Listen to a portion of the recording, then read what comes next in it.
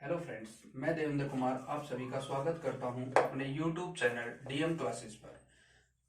आज मैं आपके लिए एक नया बैच लेकर आया हूं जो कि प्लस वन क्लास से रिलेटेड है। हम प्लस वन क्लास के मैथ्स का एक नया बैच आपके लिए लेके आए हैं जहां हम मैथ्स का कंप्लीट सिलेबस जो है वो कवर करेंगे। यहाँ पर हम आपको सिलेबस के अंदर concept as well as questions, concept plus questions दोनों यहाँ हम डिस्कस करेंगे। और क्वेश्चंस के लिए हम यहाँ पर एलिमेंट्स की बुक और एनसीईआरटी, एलिमेंट्स और एनसीईआरटी दोनों ही बुक्स के क्वेश्चन यहाँ पर क्लियर करवाएंगे। तो ये जो कंप्लीट सिलेबस का बैच रहेगा, अपना जो बैच है वो क्या रहेगा, complete syllabus, complete syllabus of maths 11th class के लिए ये बैच जो है वो रहेगा। तो यहाँ पर हम आज आपके लिए एक क्लास लेकर आए हैं जिसके अंदर हम अपना 11th क्लास का पहला चैप्टर डिस्कस करेंगे जिसका नाम है सेट्स। जिसका नाम क्या है, सेट्स। तो आज हम सेट्स का टॉपिक जो है वो आपके साथ डिस्कस करने जा रहे हैं। अपने टॉपिक का जो नाम है वो क्या रहेगा, सेट्स। अब सेट्स का टॉपिक डिस्कस करें तो ये हमारे लिए एक नया टॉपिक है। 10th क्लास तक हमने इसको नहीं पढ़ा है, अभी हमें इसको पढ़ना है। तो सबसे पहले तो हमें यही पता होना चाहिए कि सेट होता क्या है, सेट जो है वो होता क्या है। तो हम आपको बिल्कुल डिटेल्ड एक्सप्लेन करके आपको बताएंगे कंप्लीट कॉन्सेप्ट, जिसके अंदर ताकि आपको इतना अच्छे तरीके से ये समझ में आए कि क्वेश्चन करने में हमें प्रॉब्लम ही ना हो। अगर आपने ये कॉन्सेप्ट अच्छे से एक बार यहाँ पे सीख लिया तो क्वेश्चंस जो है वो अपने आप कर लेंगे आप। हमें आपको इतना ज्यादा कुछ क्वेश्चंस के अंदर एफर्ट डालने की जरूरत नहीं पड़ेगी। तो सबसे पहला हम पढ़ते हैं सेट्स, कि सेट्स क्या होते हैं। सेट्स, तो सेट जो है वो क्या होता है, a well defined collection, a well defined collection of objects, well defined collection of objects क्या कहलाएगा, सेट कहलाएगा। यहां पर ध्यान देने की जो बात है वो है ये वेल डिफाइंड। क्या है, वेल डिफाइंड। कि वेल डिफाइंड क्या होता है, हमने बोला सेट जो है वो क्या होगा, a well defined collection of objects. यहां पर ध्यान रखने की बात यही है कि वेल डिफाइंड का जो मीनिंग है वो हमें पता होना चाहिए कि एक्चुअली में वेल डिफाइंड होता क्या है। तो अब इसके लिए मैं आपके पास कुछ एग्जाम्पल्स यहां लिखने जा रहा हूं, जिन एग्जाम्पल्स के बेसिस के ऊपर मैं आपको बताऊंगा कि वेल डिफाइंड जो है वो एक्चुअलिटी में यहां उसका मीनिंग क्या है। तो मैं यहां पर एक एग्जाम्पल लिख दूं कि a collection of all prime numbers less than 25। जैसे कि हमने ये लिख दिया, a collection of all prime numbers less than 25। अब हम इसको डिस्कस करते हैं कि सभी प्राइम नंबर्स का एक कलेक्शन अपने को लेना है जो 25 से कम हो, जो क्या हो, 25 से कम। अब इस कलेक्शन को चाहे कोई भी करे, कोई भी कैंडिडेट, चाहे मैं करूं, आप करें या कोई अनदर कैंडिडेट, जब हम ये कलेक्शन करेंगे तो सबसे पहले अपने पास प्राइम नंबर्स में 2 आ जाएगा, उससे नेक्स्ट अगर लेंगे तो 3 आ जाएगा, फिर अपने पास प्राइम नंबर्स में 5 आ जाएगा, फिर 7 आ जाएगा, 7 के बाद 8 9 10 जो है वो प्राइम नंबर से नहीं होते हैं, फिर क्या आ जाएगा, 11 आ जाएगा, फिर 13 आ जाएगा, 13 के बाद 17 आ जाएगा, फिर 19 आ जाएगा, उसके बाद जो है वो 23 आ जाएगा। ना 20, ना 21, ना 22, 23 होगा। तो अपने पास टोटल यही प्राइम नंबर होते हैं। अब ये कलेक्शन जो है 25 से कम, यही प्राइम नंबर होने। ये कलेक्शन चाहे कोई भी करके लेके आए, चाहे मैं करूं, चाहे आप करें या कोई एनी अनदर पर्सन करे, सभी के पास केवल यही एलिमेंट आने हैं, इनके अलावा और कोई एलिमेंट नहीं होगा। तो ये जो कलेक्शन है वो क्या है, वेल डिफाइंड। कैसा है, वेल डिफाइंड। तो ये वेल डिफाइंड है, तो ये कलेक्शन जो है वो क्या हो जाएगा, एक सेट हो जाएगा। क्या हो जाएगा, एक सेट। अब जो अपनी एक्सरसाइज है उसमें पहला क्वेश्चन यही है कि which one of the following collection is a set और ए नॉट। तो हम इस तरीके से इस क्वेश्चन को करके बताएंगे। अब एक एग्जांपल और लेते हैं हम कि ए कलेक्शन ऑफ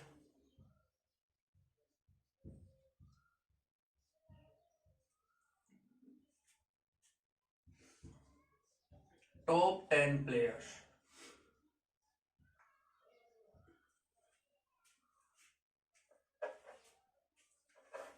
तो यहां आपने को बोला कि एक कलेक्शन ऑफ टॉप 10 प्लेयर्स, कि टॉप के 10 प्लेयर्स का हमें एक कलेक्शन करना है। तो क्या ये कलेक्शन सेट होगा? क्या ये कलेक्शन सेट होगा या वेल डिफाइंड होगा या नहीं होगा? तो ये जो सेट है, ये जो कलेक्शन है, ये वेल डिफाइंड नहीं होगा। क्यों नहीं होगा? क्योंकि उसने बोला कलेक्शन ऑफ टॉप 10 प्लेयर्स। अब टॉप 10 प्लेयर्स जो है वो सभी की नजर में क्या होते हैं? अलग अलग होते हैं। अगर मैं मेरी लिस्ट बना के लेके आऊं टॉप 10 प्लेयर्स की, तो मुझे जो फेवरेट लगते हैं, मेरे जो फेवरेट प्लेयर्स है, मैं उनका नाम उसमें डाल दूंगा। अब आप अगर कोई लिस्ट बना रहे हो तो आपके जो फेवरेट है आप उनका नाम डाल देंगे। तो हो सकता है कि चांसेस है कि वो लिस्ट जो है आपकी और मेरी सेम भी बन के तैयार हो जाए, और चांसेस ये भी है कि वो लिस्ट जो है वो क्या रहे? डिफरेंट रहे। तो यहां पर ये जो कलेक्शन है वो वेल डिफाइंड नहीं है। तो क्या आ जाएगा कि ये एक सेट नहीं है, not a set, not a set. तो ये जो कलेक्शन है वो सेट नहीं होगा। तो यही चीज हमें यहां समझनी थी कि वेल डिफाइंड का मतलब क्या है। वेल डिफाइंड का मतलब ये है कि चाहे वो कलेक्शन आप करके लेके आए, चाहे कोई एनी अदर पर्सन, मतलब कहने का कि कहीं पे भी हम ये कलेक्शन करें, इसके अंदर जो एलिमेंट्स हैं वो क्या होने चाहिए? सेम होने चाहिए। एलिमेंट्स क्या होने चाहिए? सेम। तभी वो कलेक्शन क्या होगा? वेल डिफाइंड होगा, नहीं तो वो वेल डिफाइंड नहीं होगा। और a well defined collection of objects is known as a set, is known as a set. तो हम सेट्स पढ़ रहे थे, तो सेट की डेफिनेशन जो है वो आपको अच्छे से क्लियरली समझ आ गई होगी। अब इससे नेक्स्ट चीज जो है जो हम सेट में डिस्कस करने जा रहे हैं, अब एक दो एग्जांपल बता देता हूं पहले मैं सेट के आपको। जैसे इसने बोल दिया collection of all prime numbers less than 25, ये एक एग्जांपल हो गया सेट का। इसी तरह से मैं एक एग्जांपल और लिख दूं कि a collection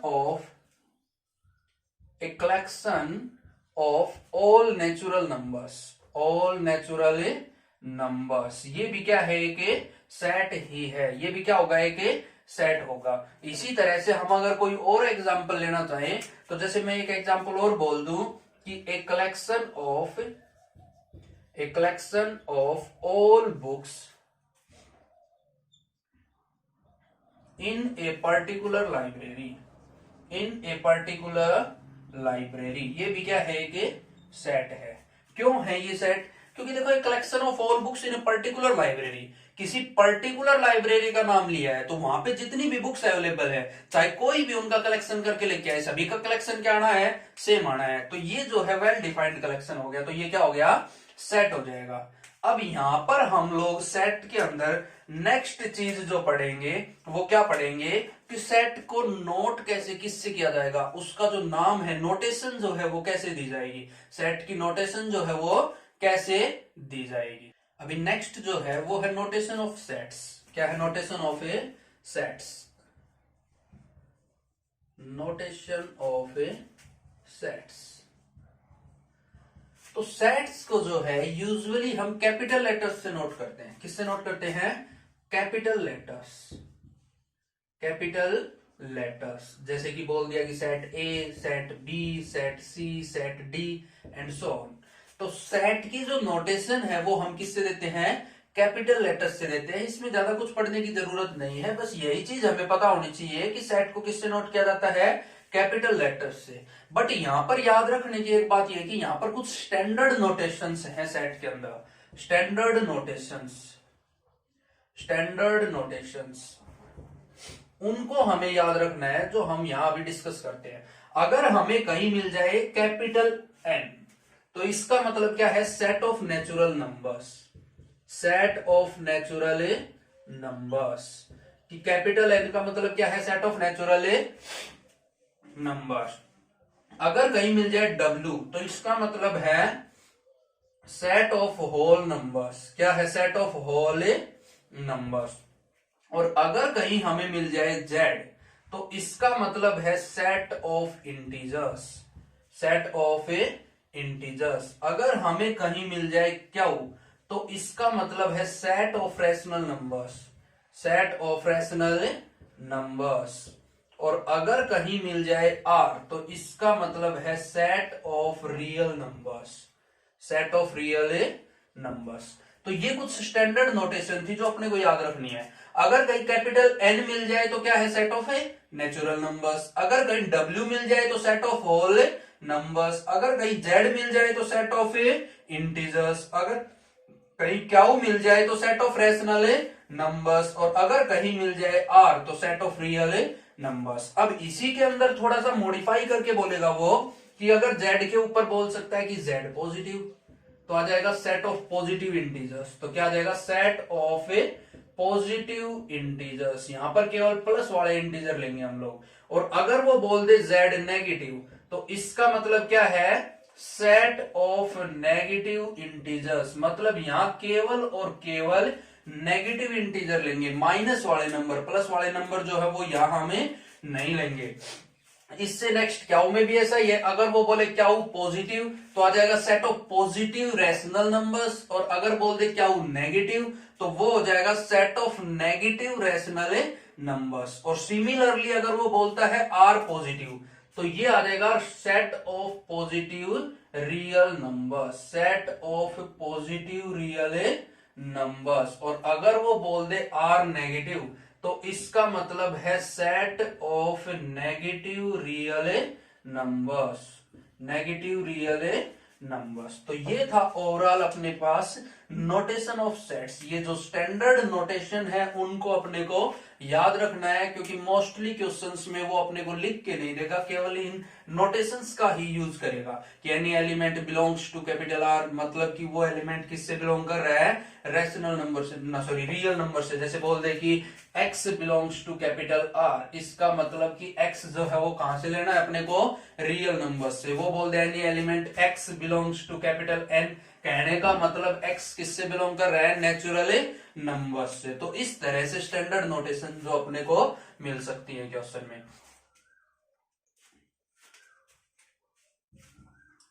representation of sets, representation of A sets. अब सेट को रिप्रेजेंट करने के लिए अपने पास टू टाइप्स हैं। पहली जो टाइप बनेगी वो अपने पास आएगी रोस्टर फॉर्म, रोस्टर फॉर्म, जिसका दूसरा नाम क्या है, टेबुलर फॉर्म, टेबुलर फॉर्म। और जो सेकंड टाइप है वो है set builder form, set builder form. और इसका दूसरा नाम क्या है, रूल मेथड, रूल मेथड। अब इन दोनों टाइप्स को हम डिस्कस करने जा रहे हैं। इन दो टाइप से हम किसी भी सेट को रिप्रेजेंट कर सकते हैं। तो इसको हम किस तरह से देखेंगे, तो सबसे पहला बोला रोस्टर फॉर्म। तो रोस्टर फॉर्म जो है यहां पर एलिमेंट्स को रिप्रेजेंट किया जाता है separated with commas. Elements, direct elements are represented, direct elements are represented separated by commas, separated by commas and put in curly bracket, put in curly bracket। और curly bracket के बारे में आपको पता होगा कि ये फॉर्म होती है कर्ली ब्रैकेट।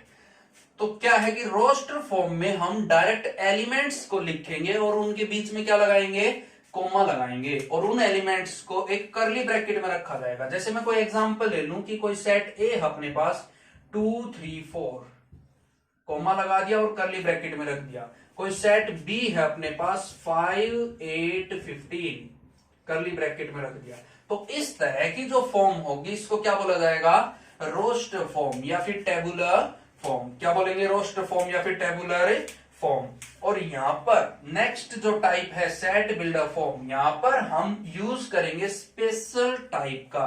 किसका यूज करेंगे, स्पेशल प्रॉपर्टी, जिसका यूज करके हम सेट बिल्डर फॉर्म दिखाएंगे। अब जैसे नाम से पता लग रहा है सेट बिल्डर फॉर्म, मतलब यहां पर हम सेट को क्या करेंगे, बिल्ड करेंगे, सेट को बनाएंगे रूल मेथड, या फिर उस पर कोई रूल लगाएंगे। क्या लगाएंगे, उस पर कोई रूल। जैसे कि मैं यहां कोई एलिमेंट लिख दूं, स्पेशल प्रॉपर्टी लगाएंगे एलिमेंट्स के बीच, special property between elements,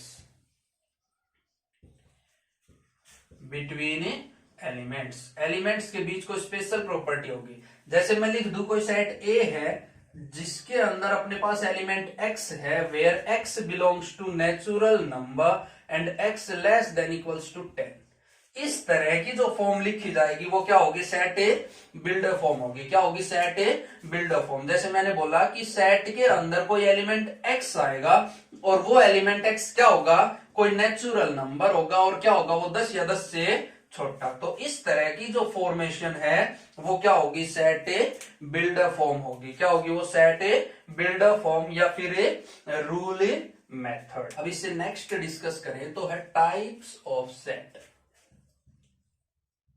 types of A set. अब सेट की टाइप्स की बात करें तो सबसे पहले हम दो स्टैंडर्ड टाइप्स की बात करें तो कौन कौन सी होती है, फाइनाइट सेट और infinite set. Infinite set, finite set और इनफाइनाइट सेट। अब सबसे पहले जब हम फाइनाइट सेट की बात करें तो फाइनाइट सेट क्या बोलता है कि यहां पर number of elements, number of elements in set are finite, are finite. मतलब कहने का ये है कि उस सेट के अंदर एलिमेंट्स जो है वो क्या होने चाहिए, फाइनाइट होने चाहिए, काउंटेबल होने चाहिए, हम उनको गिन सके, टोटल नंबर ऑफ एलिमेंट्स उसमें कितना है वो हमें बता सके। जैसे एग्जांपल ले ले, सेट ए है 1 2 3 4 5, हम यहां गिन सकते हैं कितने एलिमेंट है, 5। जैसे कोई सेट बी है 5 10 15 20, हम गिन सकते हैं यहां कितने एलिमेंट हैं, 4। तो इस तरह का जो सेट है वो कैसा सेट होगा, फाइनाइट सेट होगा। कैसा सेट होगा, फाइनाइट सेट। नेक्स्ट जो है वो है इनफाइनाइट सेट। तो यहां पर क्या आएगा कि number of elements, number of elements are infinite, are infinite. कि नंबर ऑफ एलिमेंट्स जो है वो क्या होने चाहिए, इनफाइनाइट होने चाहिए। जैसे मैं सेट ए बोल दूं कि set A 1 2 3 set of natural numbers up to so on. अब यहां हम नहीं बता सकते कि टोटल एलिमेंट यहां कितने हैं। नेक्स्ट सेट जैसे मैं बोल दूं सेट ऑफ रियल नंबर्स, अब रियल नंबर्स टोटल कितने होते हैं हम काउंट नहीं कर सकते। नेक्स्ट हम बोल दे set of all rational numbers, क्या इसको भी हम काउंट नहीं कर सकते कि इसमें टोटल कितने एलिमेंट है। तो ये सारे के सारे जो सेट है वो कैसे सेट हैं, इनफाइनाइट सेट्स। अब जो फाइनाइट और इनफाइनाइट सेट्स जो हैं ये, इनको हम दोनों ही फॉर्म में लिख सकते हैं। इनको हम रोस्टर फॉर्म में भी लिख सकते हैं जिसको टेबुलर फॉर्म भी बोला जाता है, साथ ही साथ हम इसको सेट बिल्डर फॉर्म में भी लिख सकते हैं जिसका दूसरा नाम रूल मेथड भी है। क्योंकि रोस्टर फॉर्म और जो सेट बिल्डर फॉर्म दोनों की दोनों फॉर्म क्या होती हैं, इंटर कन्वर्टिबल। रोस्टर फॉर्म को हम सेट बिल्डर फॉर्म में कन्वर्ट कर सकते हैं और सेट बिल्डर फॉर्म को हमें रोस्टर फॉर्म में कन्वर्ट कर सकते हैं। जैसा ये वाला जो एलिमेंट था सेट ए जो हमने वहां लिखा था, इसको चलो हम सेट सी नाम दे देते हैं ताकि हम इनको अच्छे से डिस्टिंग्विश कर सके। तो सेट ए जो है इसको मैं, अगर ये हमारे पास रोस्टर फॉर्म गिवन है, अगर मैं इसको सेट बिल्डर फॉर्म में कन्वर्ट करना चाहूं तो कैसे कन्वर्ट कर देंगे कि सेट ए जो है उसमें एलिमेंट एक्स है, where X belongs to natural number. हमें दिखाई दे रहा है कि 1 2 3 4 5 सारे के सारे क्या हैं, नेचुरल नंबर। तो x belongs to natural number and x is less than equals to 5, कि जो x जो है वो 5 या 5 से छोटा नेचुरल नंबर है, ऐसा लिख सकते हैं। या फिर हम इसको ये भी लिख सकते थे कि x इज लेस देन 6, कि x जो है वो 6 से छोटा होगा।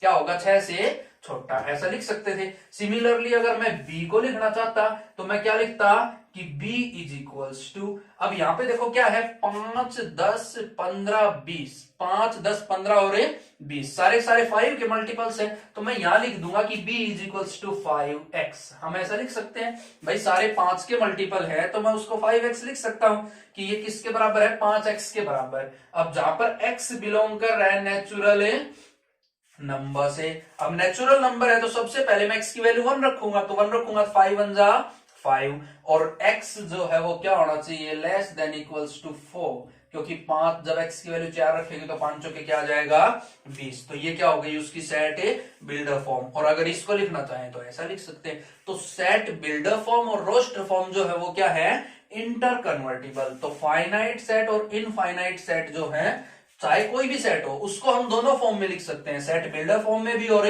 रोस्टर फॉर्म में भी। अब इससे नेक्स्ट जो टाइप है वो हम डिस्कस करते हैं, और वो क्या है, नल सेट। नल सेट जिसका दूसरा नाम है एम्प्टी सेट, और तीसरा नाम है वॉइड सेट। इन तीनों में से कोई भी नाम अगर अपने को गिवन मिलता है तो उसका मतलब सेम ही रहेगा।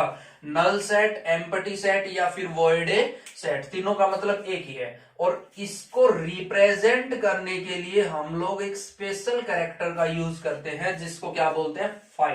क्या बोलते हैं, फाई। तो नल सेट जो है उसको रिप्रेजेंट किससे करेंगे, फाई से। और नल सेट होता क्या है, where elements, number of elements 0, number of elements 0, वो सेट जिसके अंदर कोई भी एलिमेंट ना हो, जिसके अंदर कोई भी एलिमेंट ना हो, नंबर ऑफ एलिमेंट्स 0। ध्यान देना, नंबर ऑफ एलिमेंट 0 है, एलिमेंट 0 नहीं है, नंबर ऑफ एलिमेंट्स क्या है 0। तो 5, या फिर हम इसको लिख सकते हैं वैकेंट करली ब्रैकेट, की करली ब्रैकेट के अंदर कोई भी एलिमेंट नहीं है। तो ये कैसा हो जाएगा, नल सेट, एम्प्टी सेट या फिर वॉइड सेट। अब इससे नेक्स्ट जो टाइप है वो है सिंगलेटन सेट।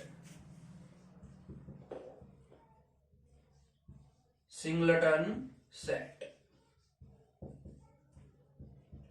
अब सिंगलेटन सेट जो है, इसके नाम से ही पता लग रहा है, देखो नाम में क्या आ रहा है, सिंगल, नाम में क्या आ रहा है, सिंगल। तो सिंगलेटन सेट जो है उसके अंदर क्या आएगा, number of element 1, number of element 1। Definition देना चाहे तो क्या लिखेंगे कि those set in which total number of elements is equals to 1, या फिर those set having single element known as singleton set.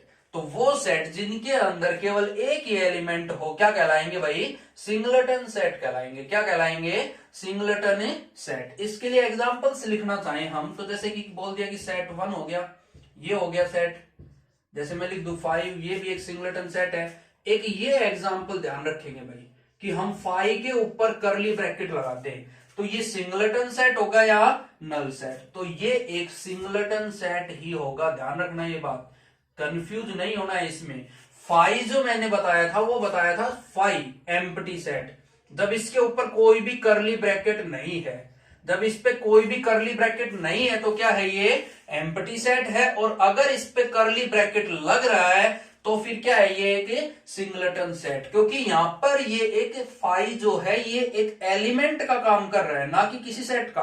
और यहां क्या है, वो सेट का नाम है, क्योंकि बिना ब्रैकेट के क्या आता है, सेट नेम। और अगर करली ब्रैकेट लग गया तो वो किसका काम करता है, एलिमेंट। तो यहां पर एलिमेंट कितना हुआ, एक एलिमेंट है, तो ये कैसा है, सिंगलेटन सेट। और यहां वो क्या है, सेट का नाम। और फाई जो है वो स्टैंडर्ड नोटेशन है किसके लिए, एम्प्टी सेट के लिए। तो ये एग्जांपल जो है वो अपने को ध्यान में रखना है, ये थोड़ा कंफ्यूजिंग सा एग्जांपल है। तो ये था अपना सिंगलेटन सेट। अब इसको मैं एक बार थोड़ा सा इरेज कर देता हूं। नेक्स्ट जो टाइप पढ़ेंगे हम सेट्स की वो है इक्वल सेट। Equal set. अब डिस्कस करें इक्वल सेट को, तो इक्वल सेट कौन से होते हैं, वो सेट्स जिसके अंदर एलिमेंट्स सेम हो। Those sets having elements same, having elements same. ध्यान रखने की बात है कि यहां पर एलिमेंट्स सेम होने चाहिए। क्या होने चाहिए, एलिमेंट्स सेम। जब एलिमेंट्स सेम होंगे तो वो कैसा होगा, इक्वल सेट होगा। कैसा सेट होगा, इक्वल सेट। एलिमेंट्स क्या होने चाहिए, सेम होने चाहिए। Those sets having elements same. इसके लिए मैं एग्जांपल देता हूं, जैसे मैंने बोल दिया कि कोई सेट है 2 4 8, नेक्स्ट बोल दूं मैं 8 4 2, उससे नेक्स्ट बोल दे 4 2 8, उससे नेक्स्ट बोल दे 2 2 4 8, उससे नेक्स्ट मैं बोल दूं कि 2 4 4 4 8, या फिर बोल दे 2 4 8 8 8 4 2।